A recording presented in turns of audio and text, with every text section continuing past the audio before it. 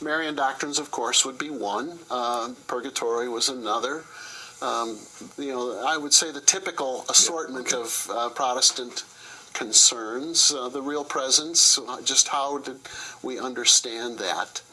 And I think I got about halfway through my list between reading some of the Scott Hahn books and some of the other Catholic apologists and watching your program and such, and my own independent study and reading the Catechism, which is a tremendous teaching source.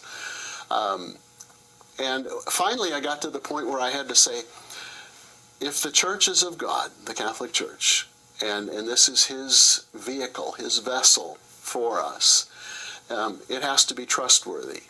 And I then relegated the remainder of my concerns to not that there's something wrong with them, but there's something lacking in my understanding of them, but that they're essentially trustworthy. And so I was able to deal with some of those issues in that way, that it was a matter of trust. And I realized, too, as I read, there's no such thing as cafeteria Catholicism. You can't, I'll take this, a lot of this, please. None of that, not so much here. It's an all or none. Well, one of those entrees was Peter. Was that a struggle for you?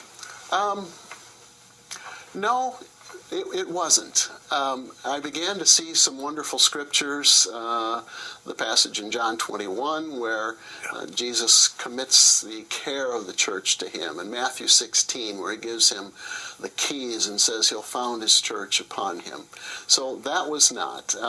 Discovered Acts 15:24 where the apostles told the new believers at Antioch that some have gone out without our mandate or without our authority. Oh, there is authority. Okay.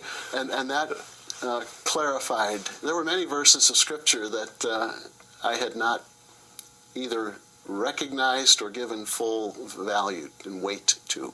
Plus you were living in the splinters of what happens when you turn from Peter. Right. Right. There you were. Whose authority? Is it me? Ultimately, that's the Adamic statement. I'll be the final authority. Yeah, I remember when, in fact, the second guest on the journey home was the former Bishop of London, Graham Leonard, God rest his soul, and that was the issue, was that he was facing all these decisions as these churches were going through the Anglican Church was going through these decisions and challenges and all that, and he himself struck, wait a second, he's a bishop, he's one, where's the authority?